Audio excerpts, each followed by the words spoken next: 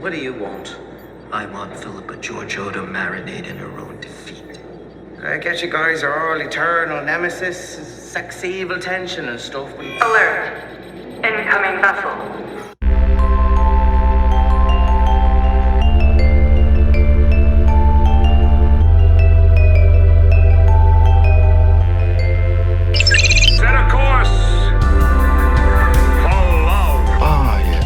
One of your earth emotions.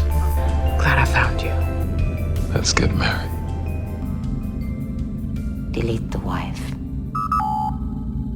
Welcome back to Deep Space Love, the Star Trek podcast where a married Trekkie couple explore love in all its forms throughout the final frontier. I'm Nicole, one of your hosts. I'm Joe, one of your other hosts. What's up? You're the only other host. Are you okay? I was trying to hold it together before we started. We have a returning guest today. I'm just going to bring him in. You might have heard him laughing there. Yeah, I just have to bring him in right away. All right, do it. Joining us for the second time. Third. For the third time is none other than Khalid Hussein. Welcome back, Khalid. What up, y'all? Wow, Nikki, flawless, no notes. Yeah, that was really successful. I don't know if I'm gonna even edit that. Come on. I loved it, like especially like having the video of it, like just see. Truly, Nikki, I sympathize with you. It's rare that I get to be on the other side of this and like see somebody that goes through what I go through. Having Joe as a co-host, how's it not to me? Especially at the top of the show, Joe, you are such a destabilizing force. You do like the smallest things to like throw us off. I do. A little inside baseball. Some might say, as Khalid might say, how the sausage gets made. Oh, no, you brought that here. Oh yeah, no. Yeah. Leave that back where you found it. Yeah. So, how's it going, Khalid? Going good, dog. How are you guys doing? We're pretty good. Yeah. Yeah, it's it was like almost 60 degrees today, 60 degrees Fahrenheit in Minnesota. So it was wild times. I was like, I don't even need a jacket today, which is the opposite of what it was last week. Oh. Yeah, it was really cold. I was last week school was canceled. It was so cold. That's true. I'm gonna be honest. I was kind of waiting here, wondering, because nearly every single Deep Space Love episode begins with us talking weather, not on purpose. No, we don't always talk about the weather. Of them. I mean, and then you always say, like Minnesotans. I don't like. I understand. but okay, but this past week is why. It's true. This past week was wild. Yeah. It's like an 80-degree difference. Yeah. Although this episode, if you're listening, will probably be coming out in a few weeks from when we're recording this. So if you're wondering what week we're referencing, it's like the last week of February. Hello, Minnesotans. For those of you with a calendar, just trying to track it, make sense of this banter. Someone's got a board with string and pins. Yeah. I'm sure. Yeah. That's real. Yeah. Well, yeah, it was 80 here today, and I would have killed for 60. 60 would have done me a lot of good. So 60 rules. Respect to 60. Okay. So thanks for coming back, Khalid. It's really fun to have you on this podcast. We're going to be digging into the new Section 31 movie that just dropped on Paramount Plus, the Star Trek Section 31 movie. I wanted to point out what I noticed that somewhat bummed me out is that this episode that we're recording right now is actually our 32nd episode. Could have been our 31st episode, but it wasn't. Well, I feel like that might be... You really killed the vibe. Thanks. Honestly, no, Nikki, he's right to. Like, if anything, that, like, speaks to this movie in that, like, it almost works. It almost works in the same way that being 32 instead of 31 almost works. You know, in a sense, it's pretty cool. But anyway, before we get into the movie, which we will very soon, clearly, I do have a Trek check for y'all. Oh, yes. Please bring on the Trek check. So just a reminder, the Trek check is a segment in which I share just some interesting Star Trek news that is out in the world right now. So Khalid, I know you're not as up to date on Star Trek news as we are, but you can definitely join in the fun here. But first bit of news that I thought was kind of fun is the upcoming Starfleet Academy series has just wrapped filming. And I'm really excited for that one. It's kind of a spinoff from Discovery and the 32nd Century, and the cast list we've gotten is just bananas in like the best way. We got what do we got? Holly Hunter, Paul Giamatti are joining Star Trek with that show. We got the returning Robert Picardo is back as the Doctor. We got Discovery cast members like Oded Fair, Mary Wiseman, and Tig Notaro will be back for that show. So like, I'm really excited for that cast. And so hearing that like it's on its way, I'm like, I'm ready for that one to come. Yeah, I'm stoked. It's gonna be great. Yeah. Very glad to see a lot of those characters landing back on their feet in another show. For sure. Especially, I mean, Discovery was they got the chance to make their ending, but it was still kind of unexpected for them, and it's basically their ending was just like an epilogue they got to film. So it'll be cool to see some of those characters continue on, especially that era, I think. Yeah, I'm excited to continue in that time of the franchise, the 32nd century. It was, anyway, I could go on about how I feel like Discovery was like kind of half in the past, and then we finally went to the future, and everything was like really awesome and cool, and I was loving it. And then they were like, well, we're done, but now we're going to continue in that time. So it's very exciting.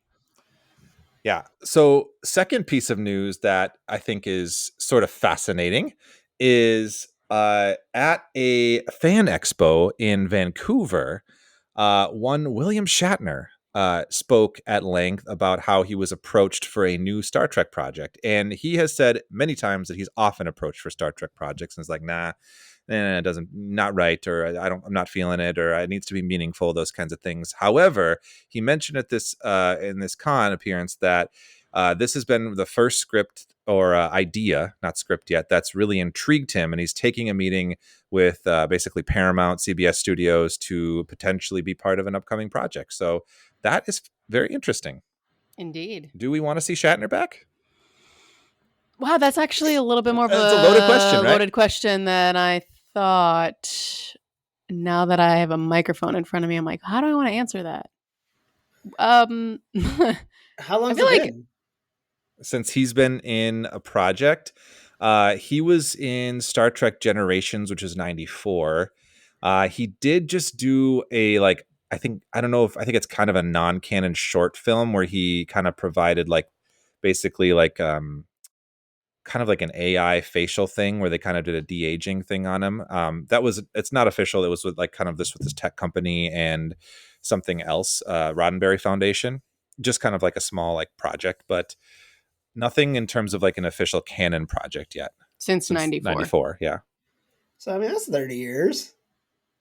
Yeah, it's been a while. I think that what I don't think I would really want to see personally is I don't want to see Star Trek Kirk a la Star Trek Picard.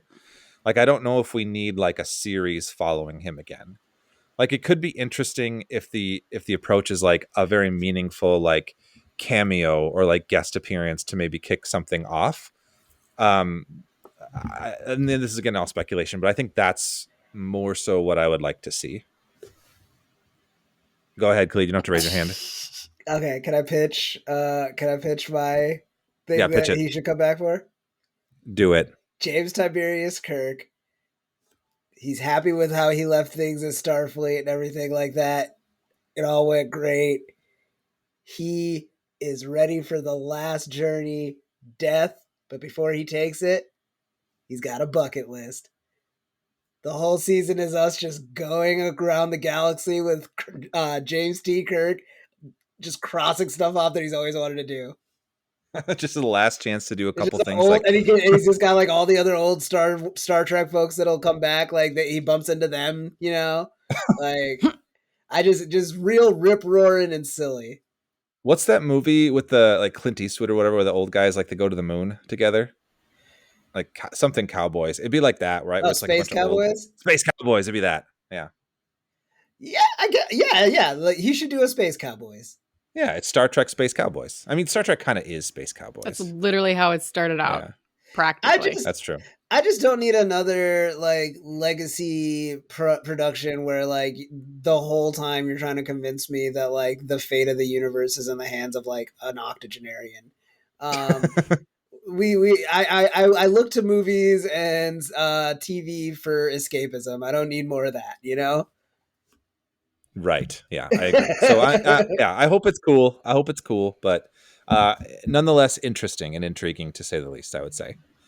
Last thing I want to bring up for our Trek check, which leads us kind of into our discussion, is just kind of a weird little statistic that really I don't know if matters necessarily in the grand scheme, but the movie that we're talking about, Section 31, ranks in the Nielsen Top 10 streaming list, which I think surprised a lot of folks given the reception that it got.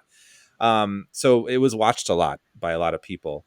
And we're going to get into our thoughts about this movie and maybe where it fell short and, you know, maybe some successes. But I think the one consensus that I've heard from all fans is that perhaps this is not the Star Trek that people want at this time. Maybe some people do, but people like the idea of like lower budget, like movies coming out on the franchise and on Paramount Plus, like something like we've been waiting for a long time for like another theatrical outing, and who knows if that'll ever happen. But like, I like the idea of like a story that maybe I don't need a series about, but like you could tell a fun story in like a 90-minute movie and just see how that goes. Like, that's the message that I kind of hope that they would take from the success of the streaming and then the probably negative reviews, that we could see more of that.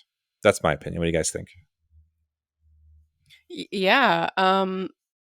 With the it opens up it's like an interesting new corner for Star Trek to explore in, and I'm always down for Star Trek exploring like in like new kind of like playgrounds, another corner of the playground, I guess. I don't know what my analogy is here, but you know what I mean. Yeah, sandbox. People use the sandbox usually, right? Sandbox. I mean, Did I say playground. I guess. playground? Yeah, I guess that works. Okay. King of analogies here. Fourth grade teacher here, I guess. Got him. You got him. Yeah, I'm in the same boat. I think it'd be cool. I think that especially like the idea of I always go back and forth these days on like I'm burnt out on TV, so like a movie feels good. So like I think that Star Trek at this point has kind of earned that flexibility of there's enough lore, there's enough like meat there in various sections as we've seen that like Ooh. just doing one just doing a one-off story as a feature doesn't seem like so out of their wheelhouse. Yeah, agreed. True, but I think it takes off some of the pressure, I think, of being like a theatrical release, and like you said, like, you know, maybe not as high a budget, and you know, the story doesn't I also feel like the story then doesn't this one was very like potentially universe ending, right? But hopefully something like this will open the door if they're going to do more kind of like straight to streaming movies like this, could open the door to like some like other smaller scale stories in the universe that you know, maybe wouldn't get told otherwise because they don't really fit into like a series. But you know, I mean, we're just not going to get like a theatrical, you know, it's like almost like being able to have like a super tiny mini series, you know. I don't know. Well, yeah, like a super tiny miniseries. Has Star Trek ever done like anthologies? No, Discovery was proposed as one initially. Unless you count short treks. Short treks, yeah, the short films. Yeah. But like, I guess that's kind of where I was going to go next. Is I feel like they have done some like throw stuff at the wall and see if it sticks kind of ideas with like the short treks, or just like mini short films, like 3 to 5 minute things.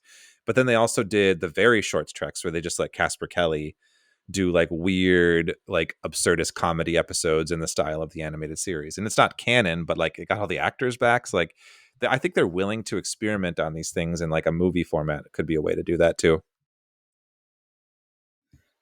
Well, I stand by what I said. They've got like they have enough stuff in the tank to just try anything, and I would be like, yeah, why not? You know, like if they were like, yeah, we're gonna do a puppet show next, I'd be like, why not? They did the musical Strange New Worlds. They did the Lower Decks crossover. They did some cool stuff. Yeah, it's just they've earned it. You know what I mean? Like it's been 30 years since their like legacy character was last on screen. Not even like when he started. Like this is a story thing at this point. Like you gotta be willing to like try new things and see like what you're capable of. Yeah. Well said. Anyway, that was our Trek check. Computer status report. What the hell was that? Thank you, Joe. Oh, you're welcome. So, as we've mentioned many times at this point, we are going to be digging into the Section 31 film that just dropped on Paramount Plus in January.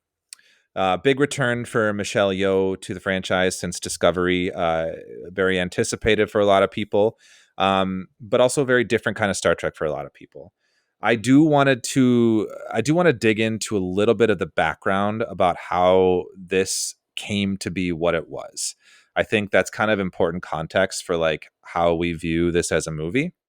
So when Discovery was first like filming, this is even before it came out, like Michelle Yeoh knew she was coming back as the Emperor, and she actually had pitched the idea to Alex Kurtzman that like I should do a spin-off show where I'm doing Section 31. Like, all right, I want to do a spin-off show and do more with this character. And they were like, yeah, sounds cool. But they kind of dragged their feet a little on it, right? And she stuck around, of course, for 3 seasons of Discovery, and then in the meantime, a lot of things happened for her. Like she everywhere all at once, everything everywhere all at once blew up. Yeah, like Oscar winning. But like even during that time, prior to that, like there were some of the Discovery writers were tasked to be the showrunners for a Section 31 show starring Michelle Yeoh. And they were working on it, and it was just kind of a little bit slow going. I think 2019 was when they were kind of set to start it, and then of course 2020 COVID-19 hit, which put a lot of things on hold, and then on top of that, Michelle Yeoh was blowing up in a lot of ways.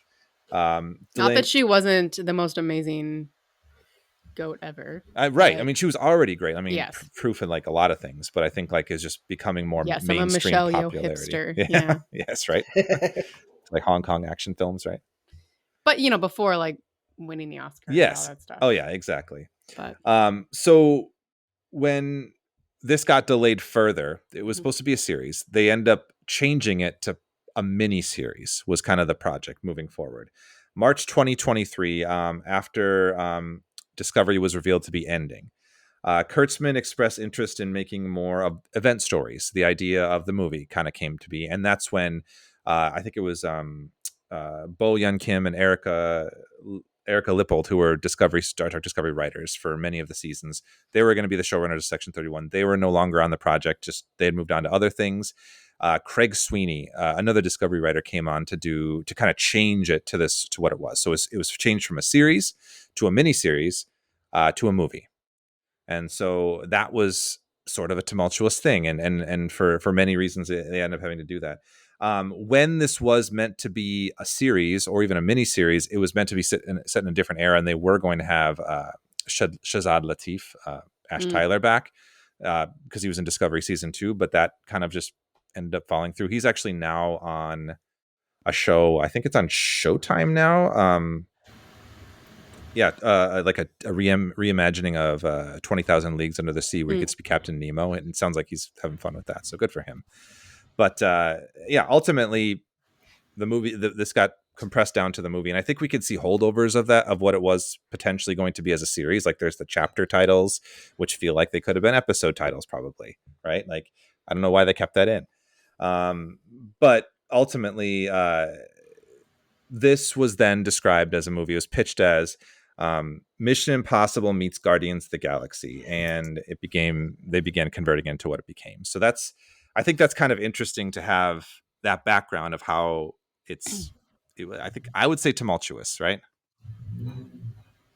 Yeah, I mean, you're going from potentially multiple like hours of television over like, either a full-length series, at least one season, if not multiple seasons, to, maybe a few hours of television and a miniseries to less than 2 hours.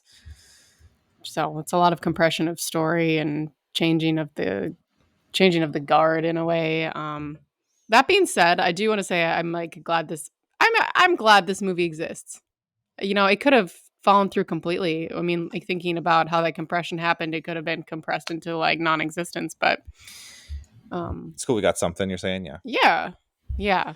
So the director of this, Olatunde Osunsanmi, is very prominent Star Trek Discovery director, did many episodes. I think he may have done film before. This might be one of his first like bigger film projects.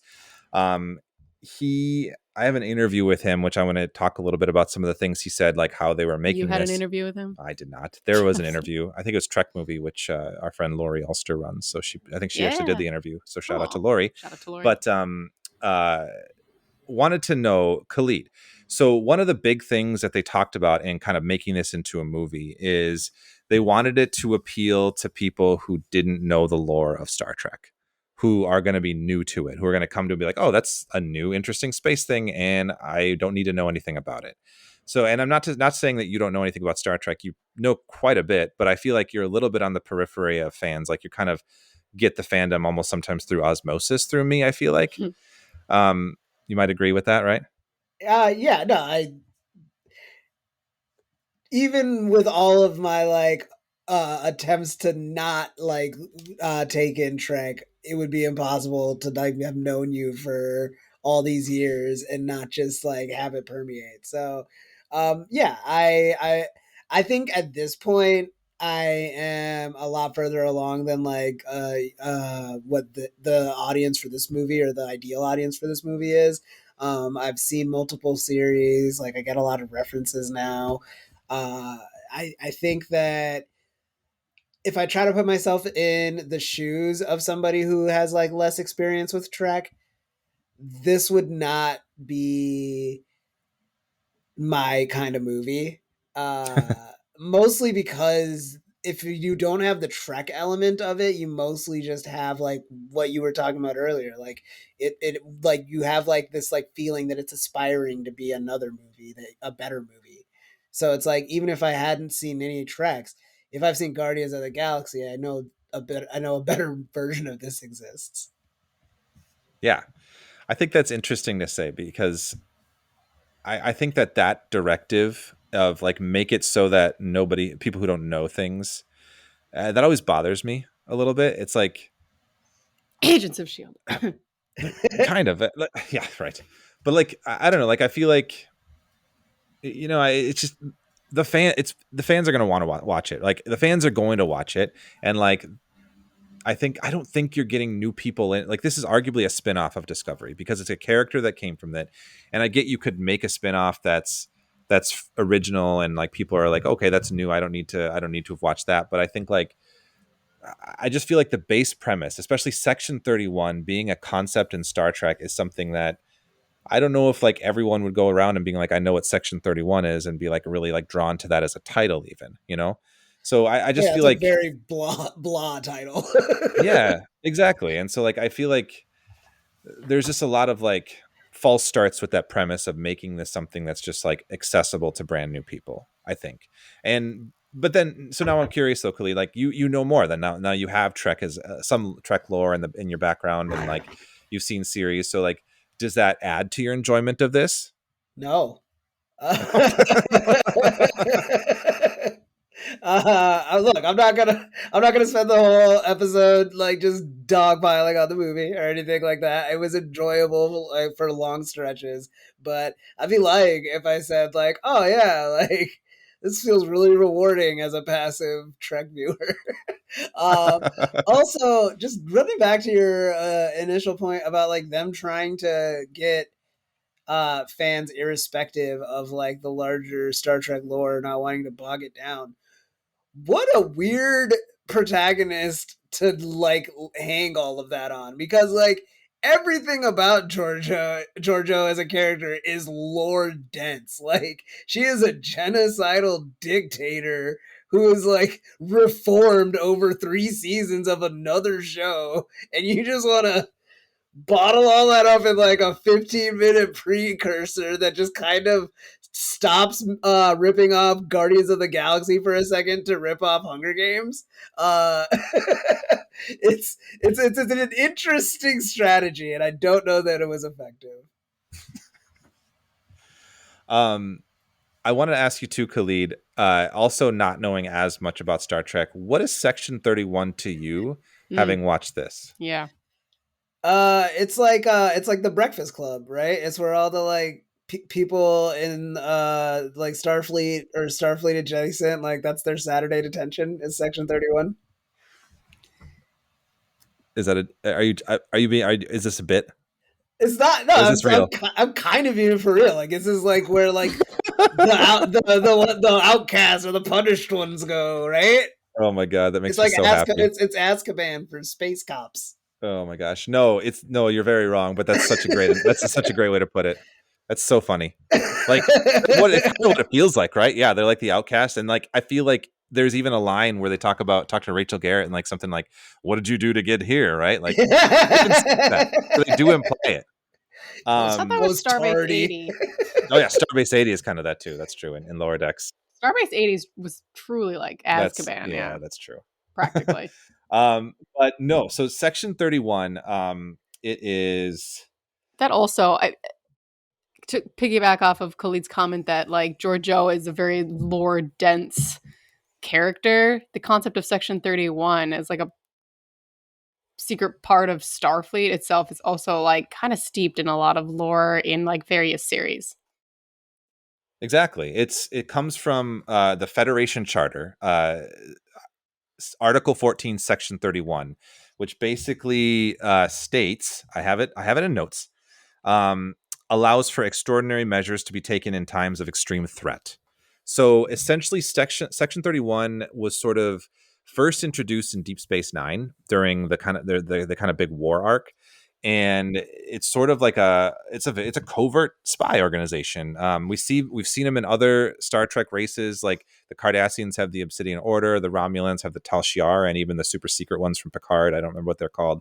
But like they have other races have these like secret spy organizations, and then we get one finally for Starfleet, basically in Section 31.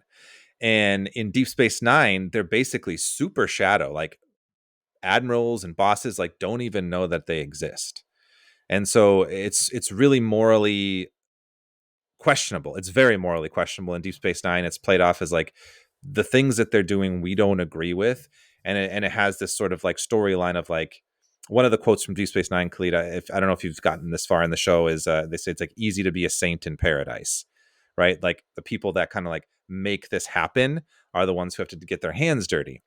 And so there's like a lot of like back and forth of like, is that necessary? And Section 31 then goes on to be in Star Trek Enterprise. We see it a little bit there, like at the founding of the Federation. There's some like covert stuff.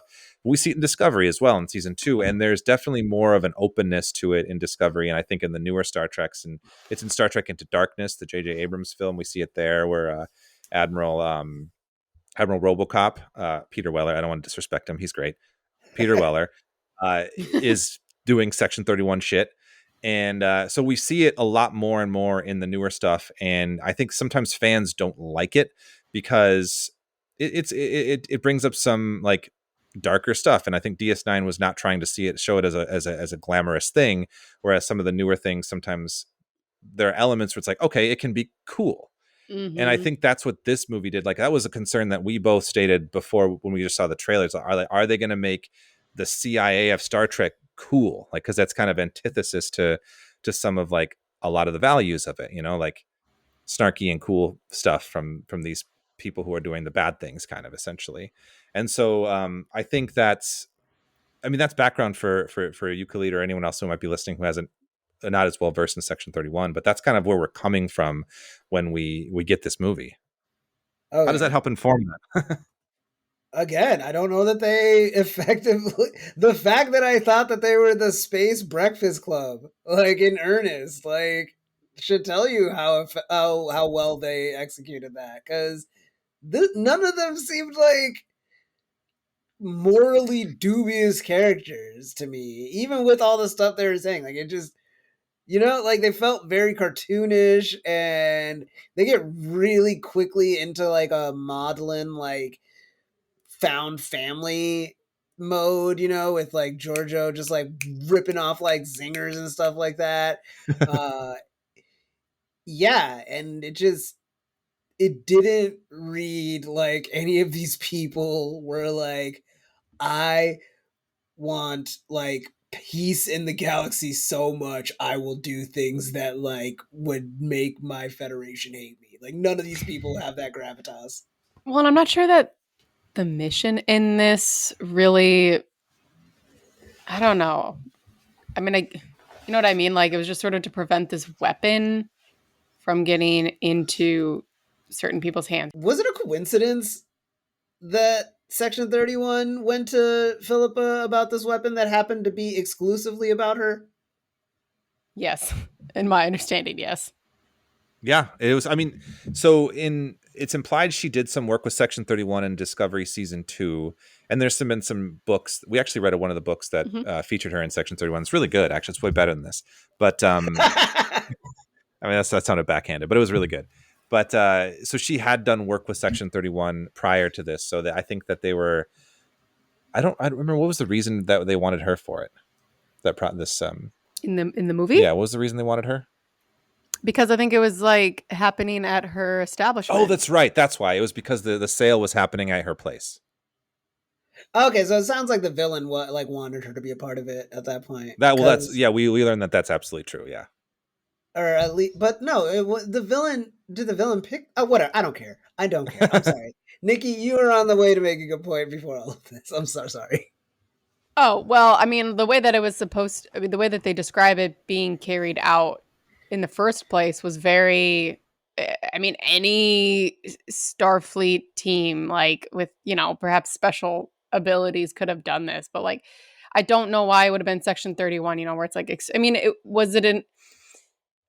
I guess they thought it was going to be a biological weapon. So like, maybe you could argue that if it was an extreme threat, but like, did they take extreme measures? I mean, I guess the only extreme measure that they took was like, putting Georgiou under, into it, because that seems kind of volatile and, risky given who she is, or like, it should be, I guess. I don't know. So I'm just like, the premise of like, oh, like what we know what Section 31 is and what they do.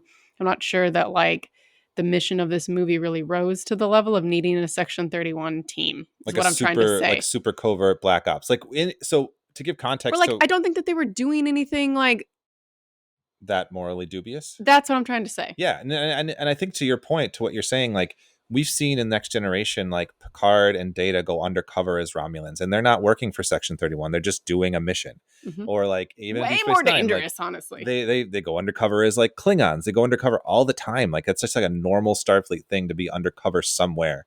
And like I think this one, it's like, oh, we can't like Starfleet can't go across it's taking place on the border. That's they can't what it cross was. this border. It's like a small crossing thing. A border is dubious, I guess. But dubious. even when they're going undercover as Romulans in TNG, like they can't cross the neutral zone. Touche.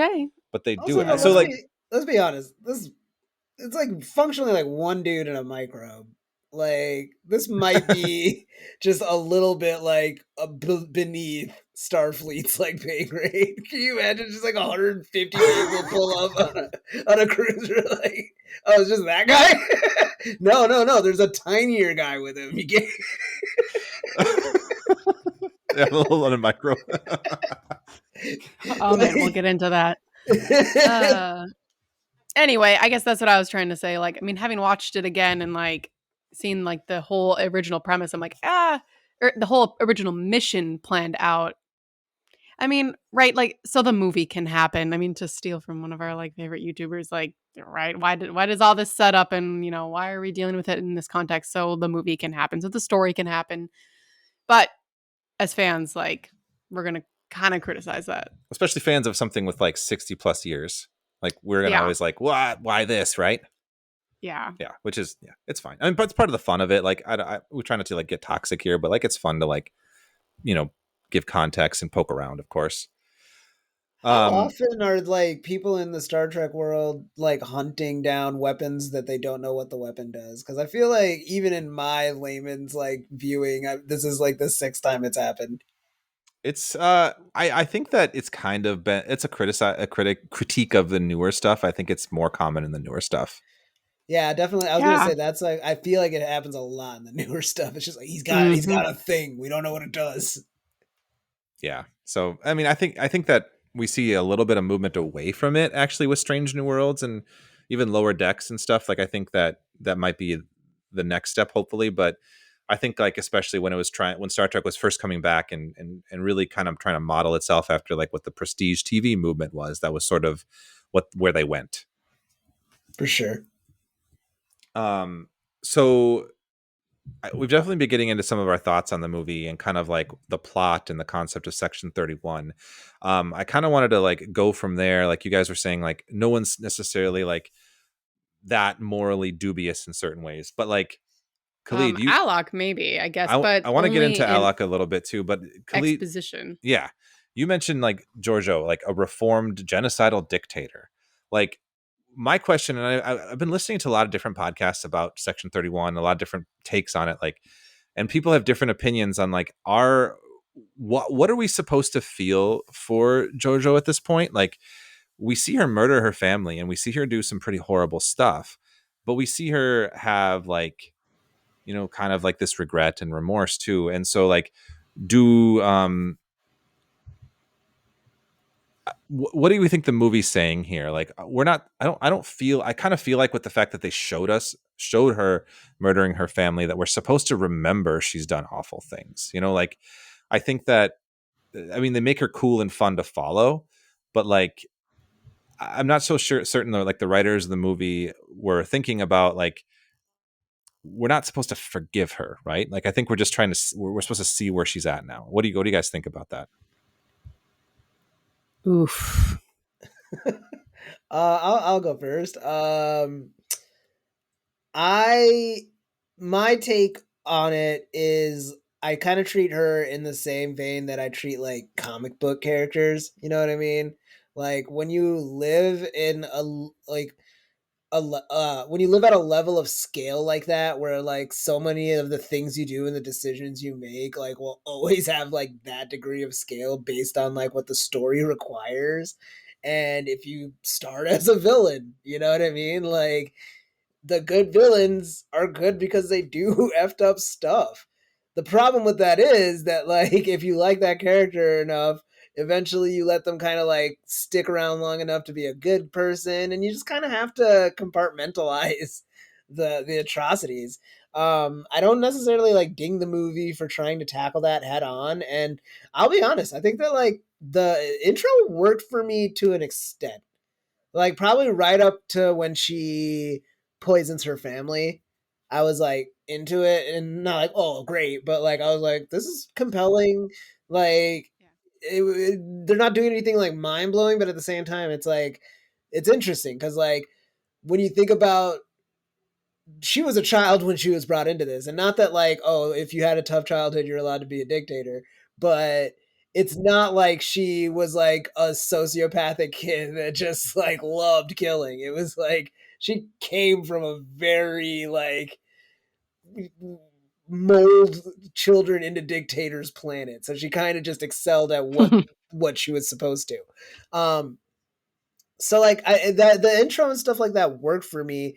I just think that again, like the movie is trying to serve so many masters that to like have that complex of a protagonist is just way too much to take on. And like I don't know, I don't think that they succeeded at doing that character justice enough for us to like balance such a complicated like inner story. What do you think, Nikki? I feel like you said after we watched the first time we watched it, you said it didn't feel like the same Giorgio, but then you also said the second time you watched it, you felt a little differently. Yeah, it's hard. It almost like, I don't know. And I think it's because it was a weird way to, I'm like articulating this as I'm thinking it through in my head. We've kind of talked about it already, where we kind of get her backstory that we didn't have before. So we get like her beginning. It's like, you know, we kind of miss out on the whole middle part that you're kind of talking about, Khalid. So, and I think that's why it feels like that. And I think I said that the first time around too, because I honestly didn't really picture the Giorgio we knew in Discovery as even really being capable of love. Like even her relationship with her quote like mirror Michael was didn't even there still seemed to be that like she's gonna try and screw me over, or like make a coup and take over my, like being the emperor was like, being like on high anxiety and like everyone's trying to kill you all the time, I guess. But and so I don't know, maybe this is like, I guess, Giorgio like relaxed where like she doesn't have to like watch her back all the time. I don't know. But yeah, so we kind of like, and Klee kind of mentioned this at the beginning, I mean, she's already a complicated like protagonist, but like, I don't, yeah. Um, and it's very conflicting because I experienced her journey up until like this point, right? And then so it was like interesting to be reminded of how terrible she is by like having this backstory prologue where she murders her family. That, I mean, it does really bring back to light. Either you don't know a Giorgio and you're like, oh, this is a terrible person, or like you have become you started to like Giorgio because of her journey and discovery, and then you're reminded like, oh yeah, she's a bad bitch, like, and not in like a great way. But then at the end, she's, I don't know, it's complicated. I love Michelle Yeoh in the role, and I think she kicks ass, of course, and like really like owns this character, but like, yeah, the feelings are conflicting. I don't know. I'm always toying with myself, unless that's that maybe this is what we're supposed to be doing. Is like I'm toying with like, I should not like you as a character, but I kind of do, and then like it's like, devil and angel on my shoulders being like, no, she's bad, like, but look at how cool she is, but look at, she's like changed in some ways, but look, and yeah, it's a mess. It's a mess. I don't know. What do you think of your own question, Joe? No, I mean, I feel like you guys kind of hit it. Like, I don't think the movie does enough. Like, I think that maybe if this were to have been a series, like maybe that would have been something that would have been a core theme to play out. I mean, I think I give it points for like acknowledging it as a concept. I really like Khalid's point of thinking of her as a comic character, because I think like some fans just have a real tough time grappling with the notion that she was like a dictator and being like somebody that's a protagonist in the movie in a sense. Like that's challenging. Not that Star Trek hasn't tackled that before. Like we could go back to the original series and there's like that episode, it's called A Conscience of a King, where like a former basically dictator from a planet, like a colony, like goes into hiding and becomes like a theater troupe actor and on the Enterprise, and they're like, wait, are you the dictator? And he's like, no, I'm a nice guy now. And like Kirk has to be like, seems cool, he does Hamlet, and like basically they have to deal with that. Yeah, so I mean that's the episode if you want to watch it. But I mean, it's not like a new concept. So like I feel like, I mean, there is something kind of inherently Star Trek-y about like the idea that somebody who was like basically, like you said, Khalid, bred in this place where you're molded to become this monster, and the fact that like when you're removed from that environment, to the idea of like breaking that cycle of atrocities. Like, can you break that cycle by removing that person from that in some way and make them something else? That's a very Star Trek-y concept, and I think that's cool. And I don't think the shows always did the best job like showing that, but I think at its heart and its core, there's some power there, I think. Honest question: what's the difference between Terrans and Klingons? Well, basically in the Mirror universe, like the Terrans kind of take on the role of the Klingons in a sense, right? Everything they do is like very, at least in this movie, is very Klingon coded. You know what I mean? Like, yeah. Well, I think that's true. In Discovery, I think when we went to the Mirror universe, like Klingons were like a member of the resistance to the Terran Empire.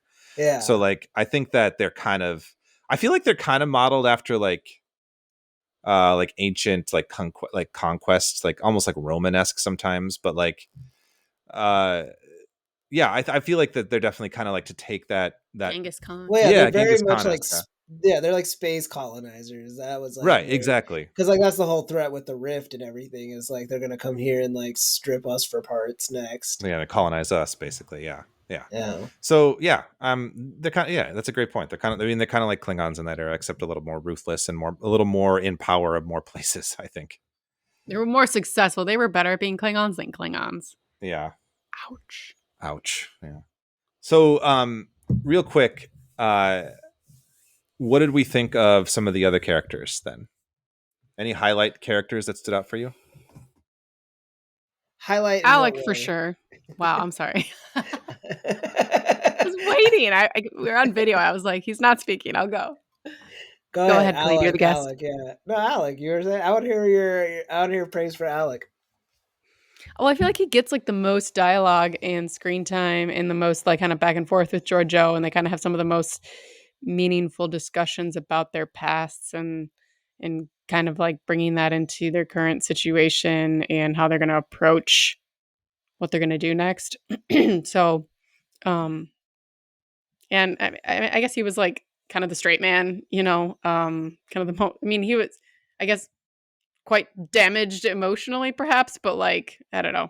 He also was like the leader, more or less. So, I think that, I mean, I don't know if you're about to get to this, but Go he's ahead. like the one that has like kind of like a Star Trek-y connection too, like being from the eugenics wars, like the connection to like that Khan element where he was like an augmented human who was part of some like brutal campaigns during then. And then we'd all know that in the lore and the canon. So that was an interesting Star Trek-y connection. And I think he was performed well.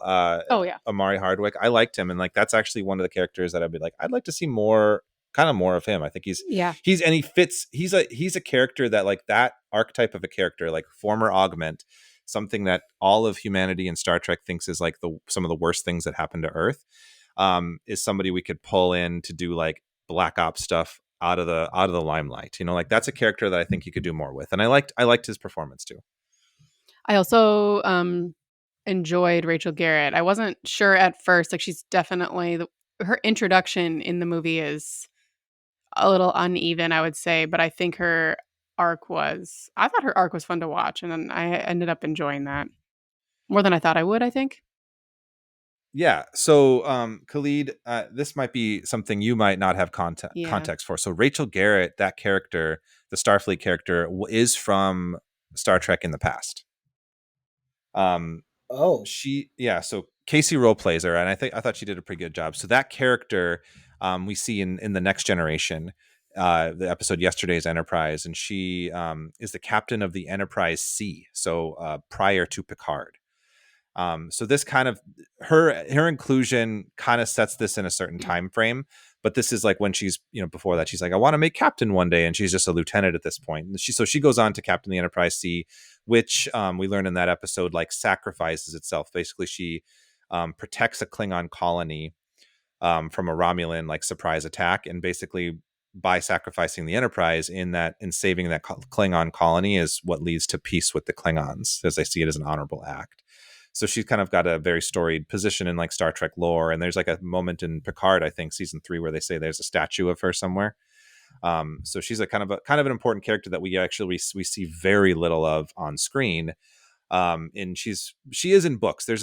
They call it in the books and really in Star Trek canon in general, the Lost Era, which is like the time between the end of the Kirk movies and the beginning of the Next Generation.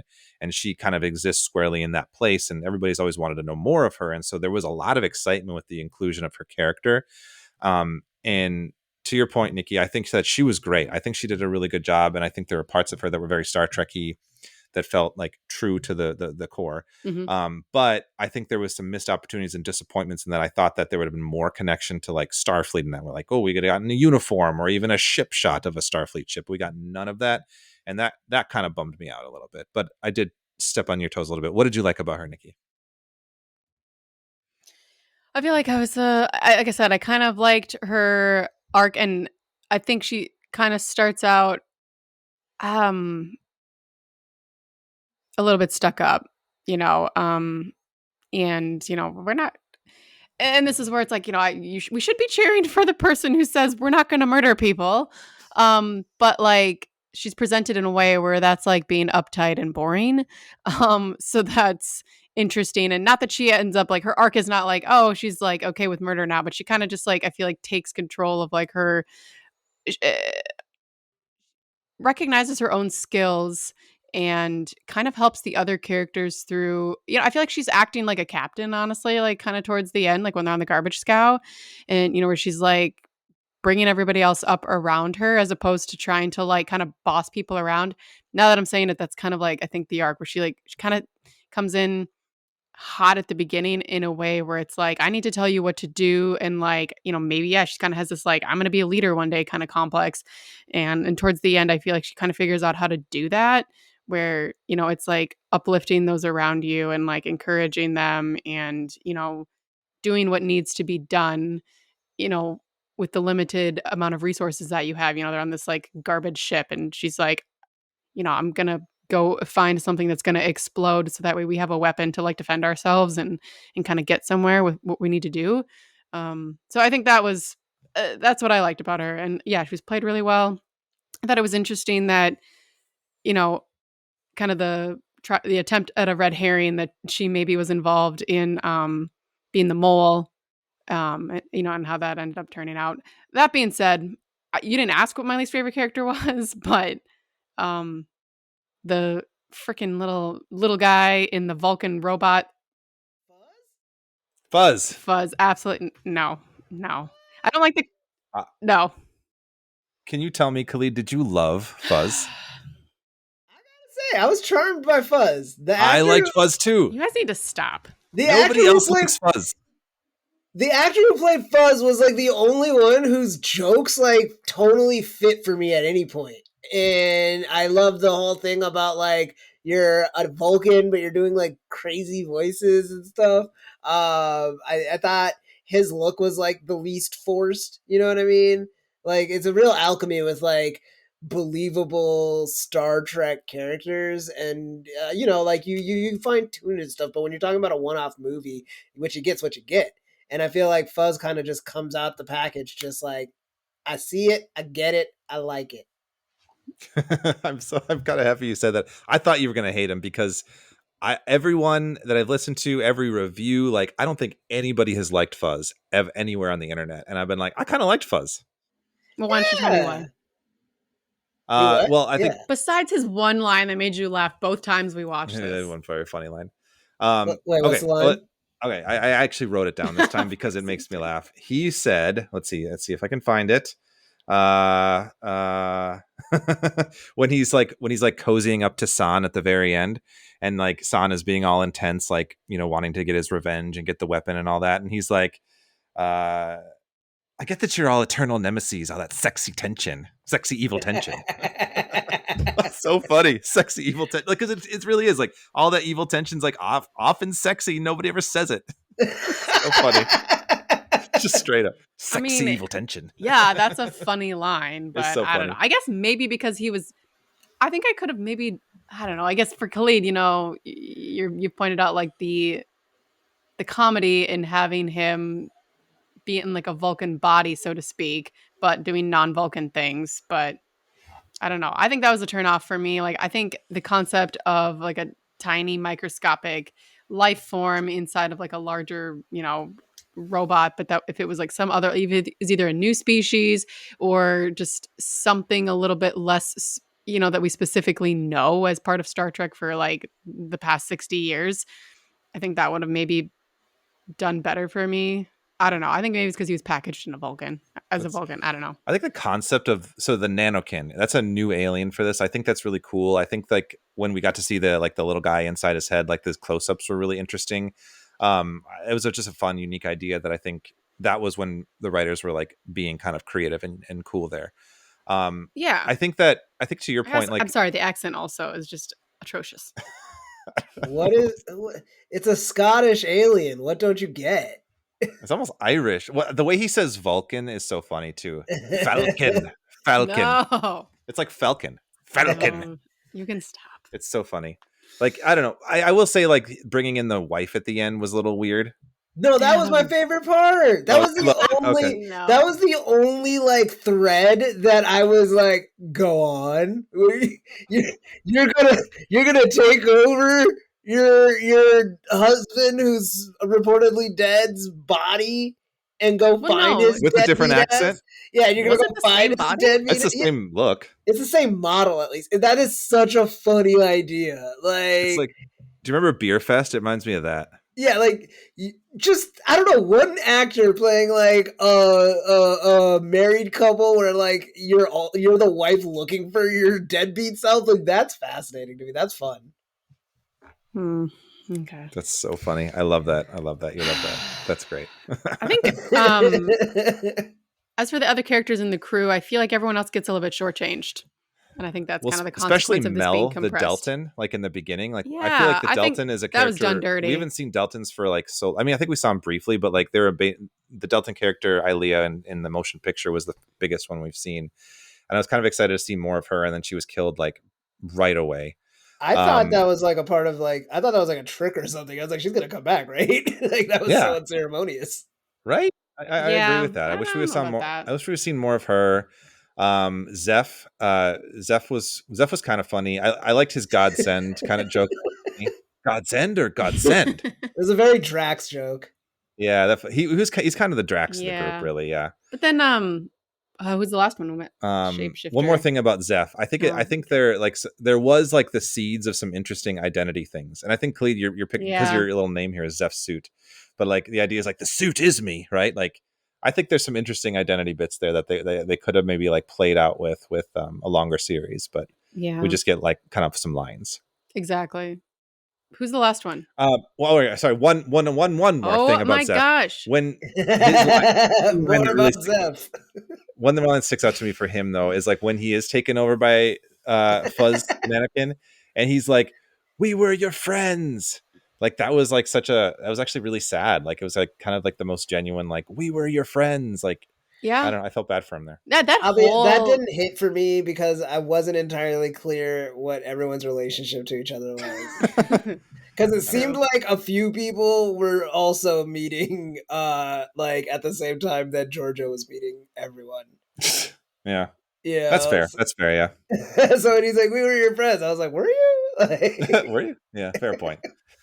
Anyway, sorry for interrupting. The other character was Quasi, the Cameloid. How did I forget Quasi? Cameloid was like, you see those in Star Trek 6. They're the shape changer aliens. He was interesting because he had kind of like this like thing where he would like, I see different possibilities, and then like once Mel died, it like he kind of freezes up, and she was the one who could help him through that, which is again interesting stuff. And I think he had a good moment with Garrett later on in the Scowl, where you're talking about like where she was like, "You can do this." Like it was confidence, and it was not like snarky. It was like, I believe in you, and that was like her coming into her own. Like you said, I think that's the perfect way you said that. But like a little disappointment with him, like as somebody who shape changes or like shape shifts, like we saw it like twice. Mm-hmm.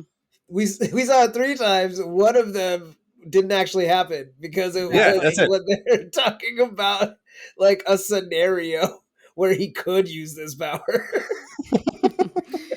Yeah. So I think it's just, the rest of the characters get a little bit like diluted out with this like compression, The scene where he catches Alok, that was cool.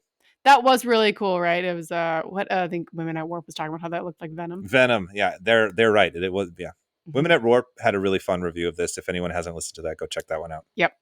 What'd you guys think of the Jamie Lee Curtis reveal? I thought that was really fun. I think a lot of people hated that, but I thought that was fun. Yeah, I think that was fine. Is it just a nod to Everything Everywhere All at Once? So I read there's an article about it where basically they had that part written. They call it Control, which Control, and if you guys remember, Discovery season 2 was the AI that was leading Section 31. So obviously they've taken the name and attributed it to like a handler now. But it was just kind of a person in the script. And apparently Michelle Yeoh on set was like, "Wouldn't it be funny if we got Jamie Lee Curtis to come down here and do that?" And she's like, "I could call her." And they're like, "Yeah." And so she came and did a couple hours, and then just that was it. Yeah, it's because they're friends in real life. I mean, like, especially having like that backstory, it's kind of fun. I think it's fine. Like, I think there were people who were quite unhappy with that and like had some things to say, but I'm not sure it's worth like. There are other things about the movie that we've kind of already touched on that I think have more weight that I would rather talk about than like being like, oh, the Jamie Lee Curtis voicing Control is so not okay. I don't know. I think it's fine. What do you think of it, Khalid? The Jamie Lee Curtis thing? Yeah. That was like cool.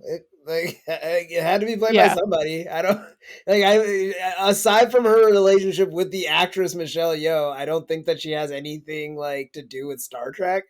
So like it's not meaningful beyond going, oh, those actors work together again. So like it's like it's stunt casting. Your mileage varies. And Star Trek has never done stunt casting before. Nikki, I have a serious question to ask you. You are a very smart person. You're studied. You're very well studied.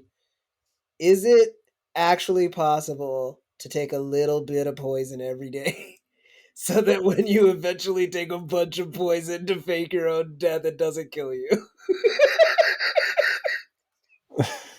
That's a really good question.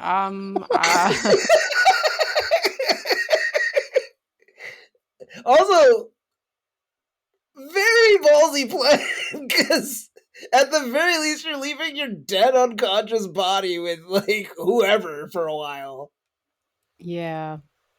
That just is kind of like blown over. I mean, like, I want to be like, probably not if it's like that poisonous, but you know that like drugs have, I mean, like you can develop tolerance to some drugs. So I mean, I guess we don't know anything about this. So space poison. There are way more crazy ass ideas. That's much more likely than like fucking like the existence of fuzz, but sure. You will not let fuzz live. No. That man has 190,000 children he's trying to take care of. Oh, can we just talk about briefly? And I think you clocked it too. When he was saying the names of his kids or his potential hatchlings, Trip and Trip 2. Oh yeah. Were they Enterprise references or is it just random? It's got to be, because so Khalid, this is going to be really deep inside baseball, but like the character of Trip, sausage bits. Thank you. The character of Trip dies in Enterprise. Spoiler for like an old show, but he's a fan favorite character, and so people were bummed. And the novels, which are technically non-canon, imply that he didn't die and it was a Section 31 plot, so that he ended up going. There's 5 novels where he's in Section 31. Well, and there's also like the episode where like there's like another Trip. Oh yeah, and there's another. He gets cloned in one episode, so it's like I feel like there is some intentionality behind like, oh, we're going to recognize just like Trip as a character that's kind of connected to Section 31 in some way, and that there was 2 Trips.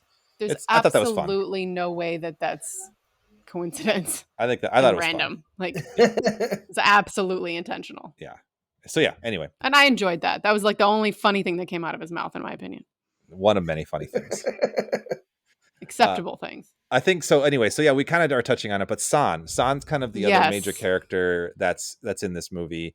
I think so. He was mentioned in Discovery season 3, where she had some flashbacks and mentions San, and it's briefly like it's a shadow person, so we don't see it. So it's the seeds were planted, and this is finally where it comes to, I guess, fruition, you could say.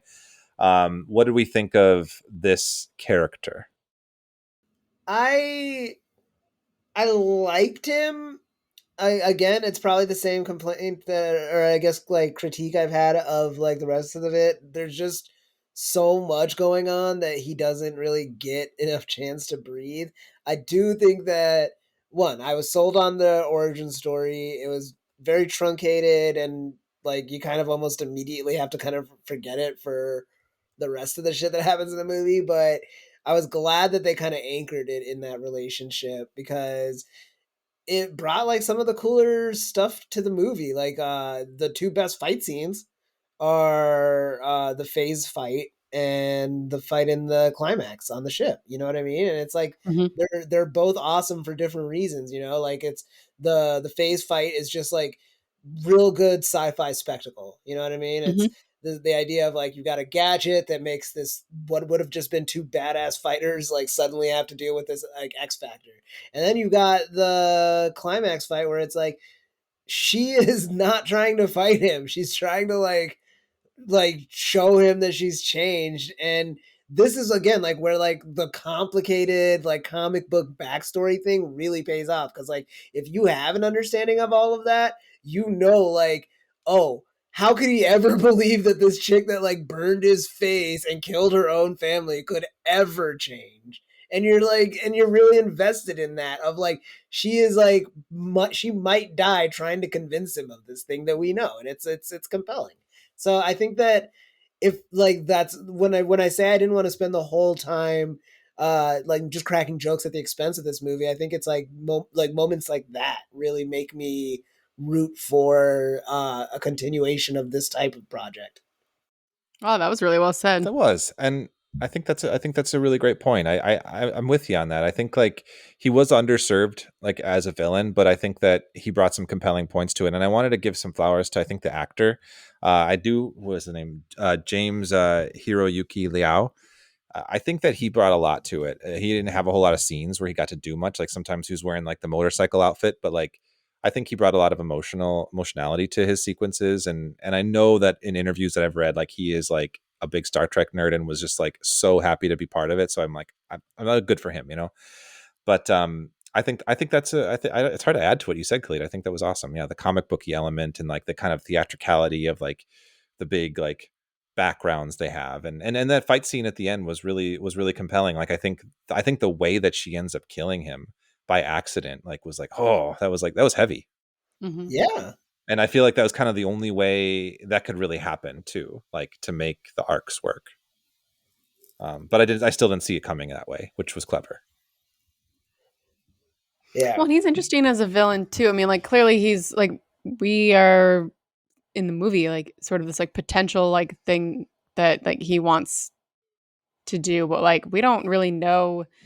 I mean, it's implied that they had to do some terrible stuff in their, you know, like Hunger Games-y competition thing that they were in for Emperor, but you know, then we get he like it's clearly stated that he couldn't do what Giorgio did, which was kill his family to kind of become emperor.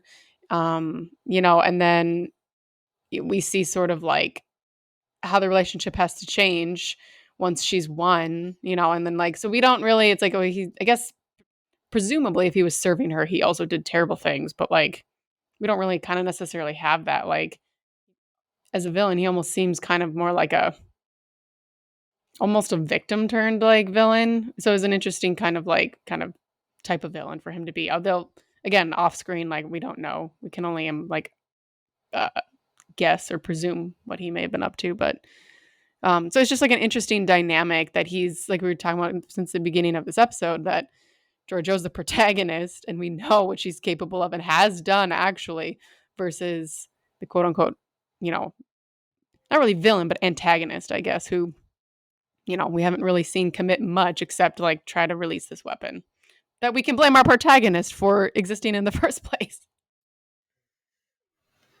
But yeah, they were the emotional core of, you know, most of the movie, especially coming back to that scene or that line, you know, we are two but one, and kind of the way that changes and ebbs and flows throughout the movie was powerful. Yeah, that was a good little thing to kind of hover around each time they interacted and like how they would play with it. Yeah, what did you guys think of the phaser fight though? That was probably like the set piece of the movie for me. I thought the phase fight was really cool. I think that I feel like when we were watching it, Nicole, I remember you said something like, "Why is her foot stuck?" And I feel like I was like, that doesn't bother me because it feels like it's like not really like regulated technology, probably. So like it's probably all messed up, I guess. But like some people also pointed out, how can they stay on the floor? How can they stay on the floor? Walls? I don't know. That's ghost rules. It's ghost rules. It's ghost rules. Yeah, I liked it. I thought it was really fun. My only like small problem with the fight scenes are not in any way the fight scenes themselves, is I just think like I think there was a little too many cuts, and I feel like Michelle Yeoh and even like everyone else she's fighting like were probably well capable enough to like just do some cool spectacles, and I almost wish we'd have let the camera like linger on the fights a little more. That's my biggest complaint with them. But I think the face fight was really fun, and I think the climax fight was really fun too. I did get a little motion sickness, like with the camera whipping around. Yeah, so much yeah. in those fights, but I just thought the concept was like so cool. I agree. I think that was really fun. And I think like, yeah, when they're doing the whole, like, let's set up the plan. And then she's like, actually, let's do it my way. And then they do they do it her way. Like that kind of like was a fun, like spy movie trope thing. But the way that, yeah, bringing that fight scene into it was super cool. One of the only times that we saw quasi shift. That's right. The flash. I think like the chat we had about the villain though, like brings me kind of to like my last like big thing I wanted to really touch on with this, is just like I feel like criticisms that this movie has had with people, especially if you really watch it only once, like they're like, oh, it doesn't feel very Star Trek-y because there's not like a whole lot of central themes. And I think that there are. I think there are things that it's trying to get to. And I was really, on the second time we watched this, I was really trying to get to what some of the themes were. All and right. ultimately, it's related to that relationship, and it's related to what it means to be a monster. And I think Giorgio really hits on that theme when she says, her line was like, she says, quote, she was infected with a conscience. And she says, a monster can only be a monster. A monster with regrets is useless. And then later on, when they talk about the weapon, she like angrily says, the weapon is me. Like I'm the one who created this. And so like, I am the weapon. And I think like the idea of like what it means to be identifying as somebody who's a monster and then now having to change from that. And I think that's interesting. And then finally we kind of get to the end where San is kind of arguing like, I could rule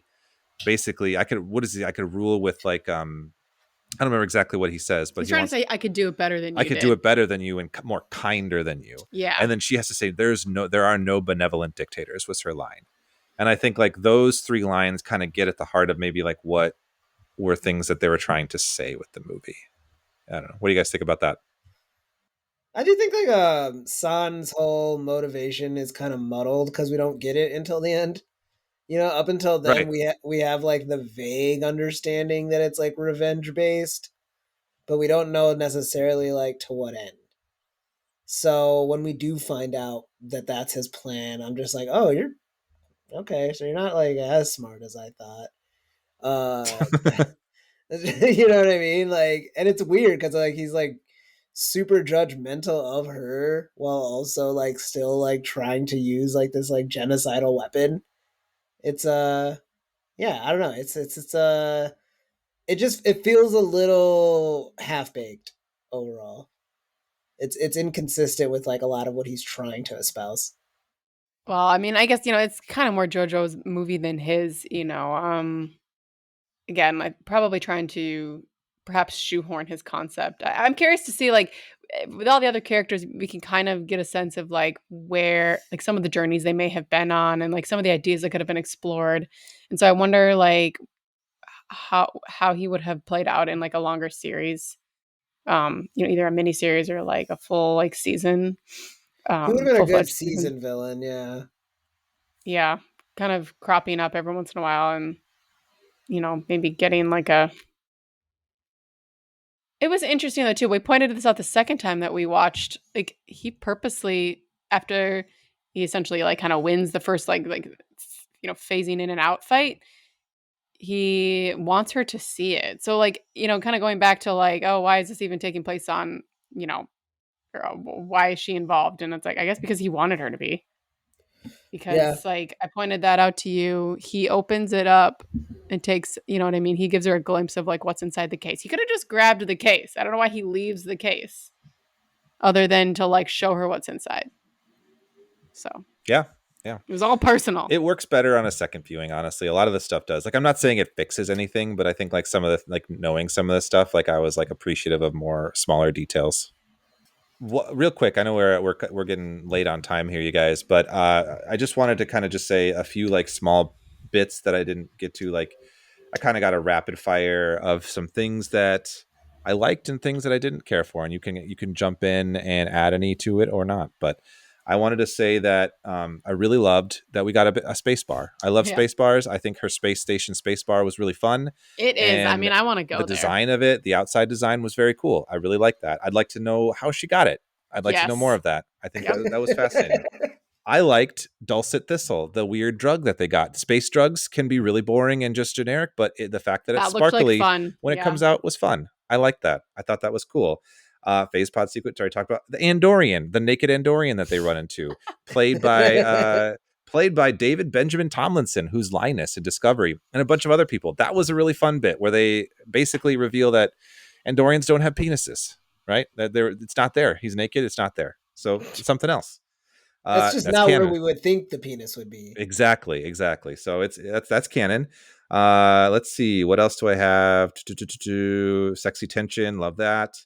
Oh, Garrett being kind of like a science nerd I think that her like dorky earnestness was great. That was very Yes. Starfleet. You talked about that too. I just wanted to piggyback and say I really enjoyed that. Like she was kind of Tilly-esque in her ways towards the end there. Really dug that. What did we think of the doll? The doll was, I think the use of it was fine. Really didn't like how I got this on my dislikes. I don't like how it said we're all going to die. What was it programmed to say that? I don't understand that. I mean, it comes from a planet where batteries are bombs. So that's probably, I guess maybe. like, you probably would say that a lot. Fair. Okay. Yeah. I'll take it. It helps my mind.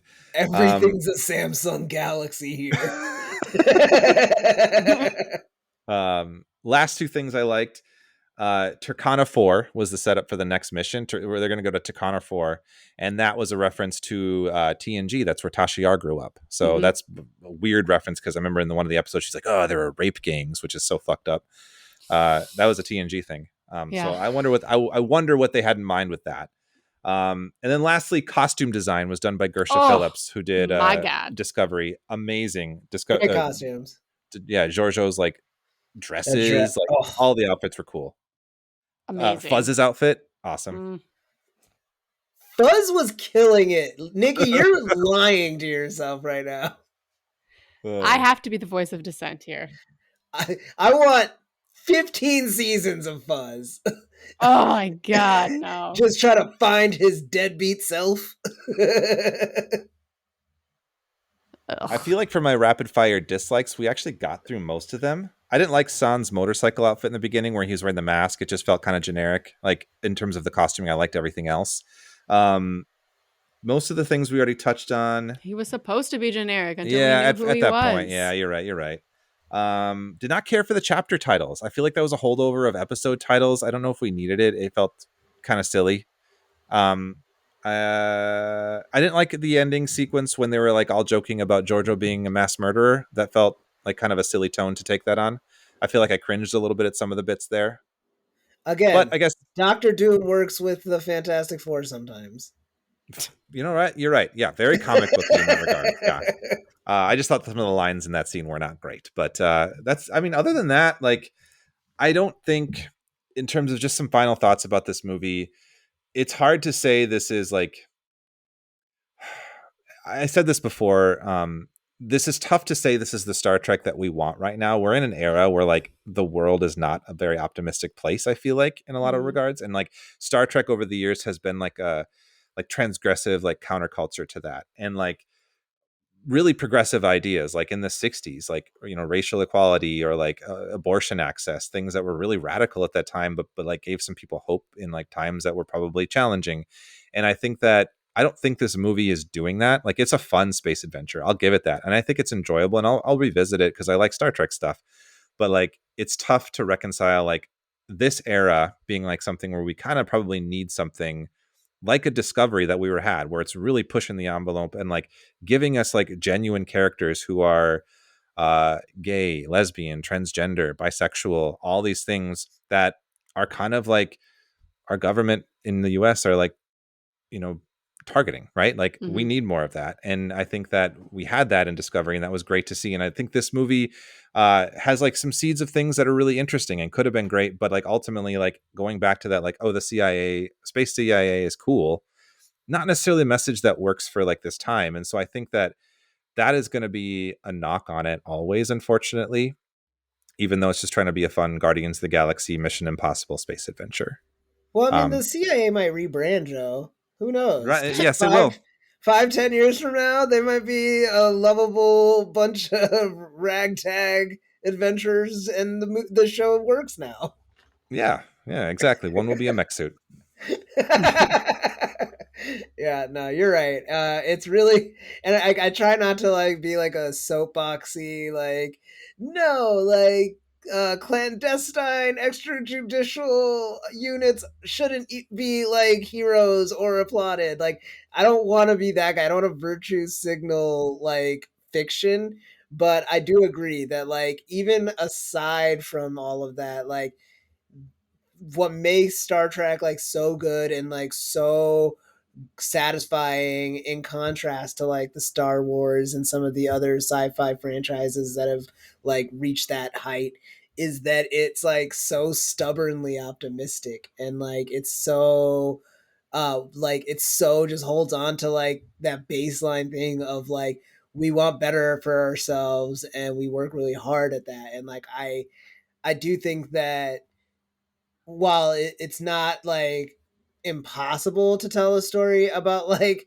what do the shitheads of that world look like, I do think that the take they took is just, it's a little too toothless to be worthwhile. It feels very much like, I don't know, like a fantasy of what like the CIA would be like.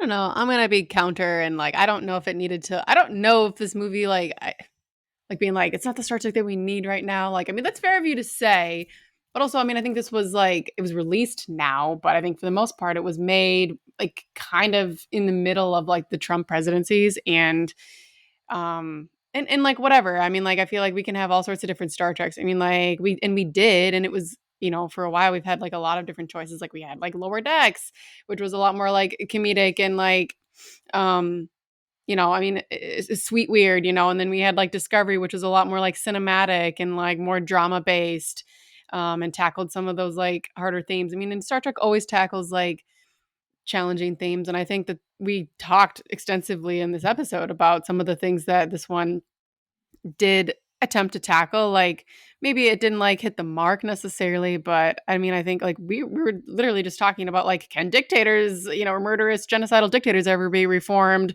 or not? You know, and like what, you know, what is the role of, you know, kind of like a super secret like black ops organization within an organization or whatever. You know, and so I think we kind of like, you know, I brought up those topics and like at least entertained them, maybe not in like the most like thought out way that like Star Trek usually always does. I told you this. When did I say this? I feel like I was saying like Star Trek Section 31 feels almost like a really high budget like fan film where it takes place in the universe. You've got a couple of the characters and you've got some connections to the larger universe and franchise, but it's not really like, you know, I mean, it's happening in its own little corner and it doesn't seem to have any ripple effects. It was a very personal story for Giorgio, even though there was sort of this like quadrant ending like weapon involved.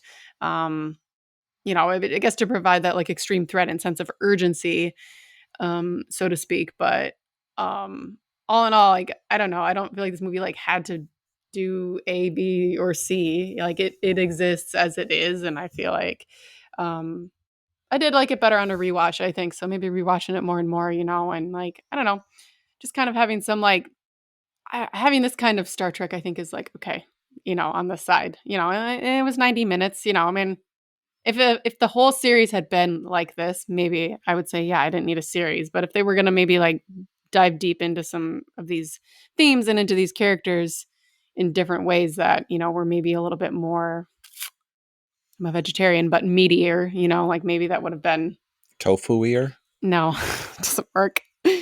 Anyway, more filling. Yeah. Mm-hmm.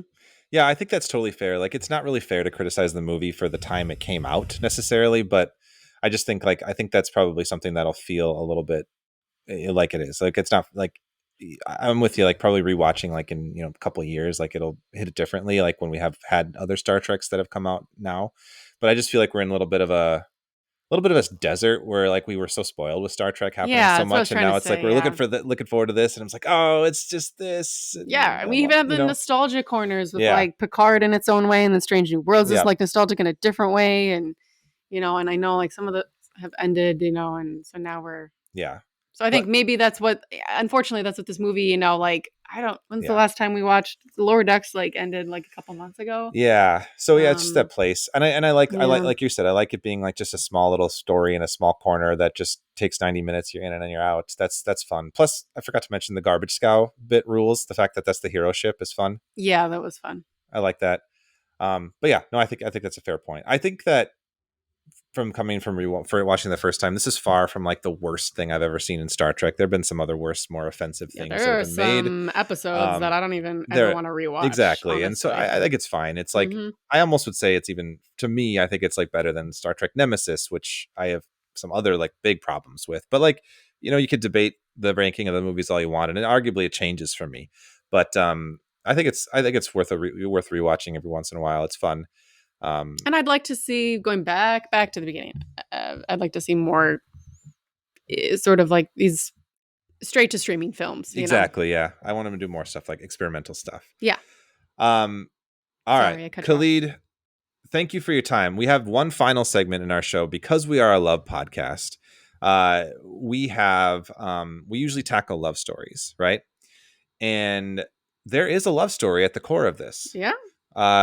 Giorgio and San. There's a love story there, right? And we have a really a patented, or we'll say patent pending rating scale where we rate the romances. And starting at the lowest, it is red alert, which means it's very toxic. Yellow alert means not great. Fascinating means we're intrigued, like to see where it goes. Fully functional, great relationship. Or resistance is futile, which is too hot to handle. And in the case of Giorgio and San, I want to bet that I think we're on the same wavelength here. I just think that just looking at the relationship, I think we're all on the same page. Wow. And I wanted to do a little game here. Assumptions are being made. Well, I wanted to know if we're all going to say the same thing. Okay, probably not. And I'm trying. Okay. Oh, this is going to be fun. Okay. I'm sorry. I'm not a fun killer. Go ahead. All right. So I'm going to count to 3, and I want us all to say our rating. Okay. Khalid, do you have one in mind? I forgot what the ratings were. Is it numbers or colors? It's red alert, yellow alert, fascinating, resistance is futile, and I knew it was colors, but I was really afraid I would say like a color, and then you guys would be like, 2. What the hell are you talking about? Yeah. No. Do you have in mind which one it is? Yeah. Okay. All right. 1, 2, 3. Red alert. Yellow alert. Red alert. I said red alert. I said yellow. Okay. I just think it's not a very healthy relationship. I mean, they literally stab each other and burn each other. Also, he was her slave and like well into adulthood. All right. Tell us why. I was mostly thinking about how it started out, actually. In like their, kind of Katniss and Pete. Peta. Peta. Yeah. Yeah, like pita chips. Yeah. Whatever, their Hunger Games beginnings, and like I don't know, like I thought it was interesting, like getting that as like their introduction and kind of like where they were coming from, just because like I mean obviously it turns into a red alert, but I feel like it starts kind of as like a fascinating / yellow alert, and that's kind of what I wanted to highlight because it seems like maybe it's interesting because we only get this like 2-minute glimpse into this like entire story, or this competition for emperor or whatever. So I don't really know. I mean, it's only alluded to like kind of like the kinds of things that they may have gone through, but them forging this relationship, and it seems like they consider that the reason that they made it as far as they did, but at the same time, like that's why I'm like, yellow alert, like where was that going to go? Like it could really only like end poorly, like there wasn't really like a Hunger Games ending here where like I don't know. I guess things don't turn out well in the Hunger Games either, but I don't know. That was why. But yes, okay. I feel like it does turn into a red alert, but I feel like it kind of starts out in like the yellow / fascinating category where like, it seemed like genuine and not like they were just like, it was like coming from a place of survival, but not like, I don't know. It seemed genuine up until like she was crowned emperor, I guess. I don't know. Okay. No, that's fair. All right. Well, my game was successful just for me and Khalid. I don't know, we have to dissent a little bit sometimes. Yeah, that's fine. No, I think you make a good point. Yeah, that's fair. Yeah, definitely not a healthy relationship though. I think we're all in agreement there. Yeah. I mean, when one becomes a villain to the other one's story. Yeah. Which they both did to each other. The second you have to fake your death to get out of a relationship, like how healthy could it be? Yes, agreed. Not only just fake your death, but like literally like built up your own tolerance to poison. Yeah, like it's barely faking your death. You're kind of just dying. Well, like, what are the ramifications of that? Like, what does his body look like on the inside? Oh, he has no use of his kidneys. Like, Yeah. 100%. Oh yeah. He hasn't peed in months. That's why he wears the suit. Exactly. Khalid, we both appreciate you coming on to chat about this one. This was I feel like right away after watching this, I was like, we need to have some guest on that's gonna be fun to bounce around with in this, and we were like, both like, Khalid would be great for this. So thank you for joining us. I know we made you watch it. You probably would not have otherwise. So thank you for watching Section 31. I mean, you probably would have made me watch it at some point. So no, I'm kidding. I would have eventually watched it. You have autonomy, Khalid. No, I finished Lower Decks earlier this week. So, your guys' endorsements do not always fall on deaf ears. I take them in. It takes me a while. There's a lot of stuff to watch.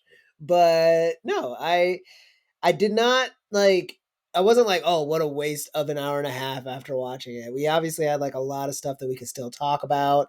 And yeah, I don't know. I mean, it's just fun to see like what new stuff they try in Star Trek, and it's always cool to just come back to it and see how like this experiment is growing. Agreed. Well, thank you again for joining us. Thank you for Is there having anything me. you wanna plug, Khalid? I guess I'll plug our other podcast. Yeah, Frankenstein's podcast. We release like 2 episodes a month. We talk about creature features and like the creature effects that go into them.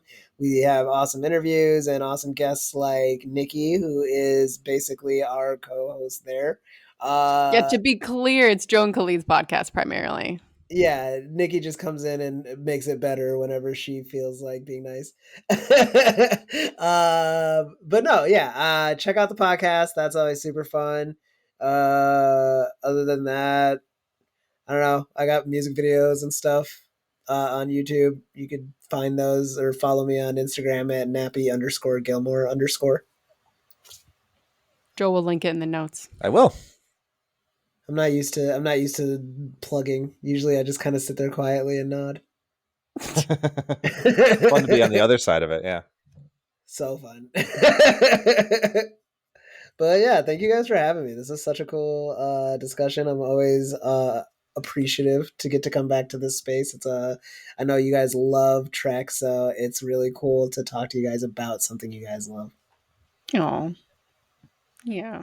We're happy that we've been slowly dragging you into the Trek abyss. I sat in Kirk's chair and I've never gone back. Yeah, you did. I did. We took a whole road trip to get there. It was awesome. Yeah. That's a story for another podcast, I guess.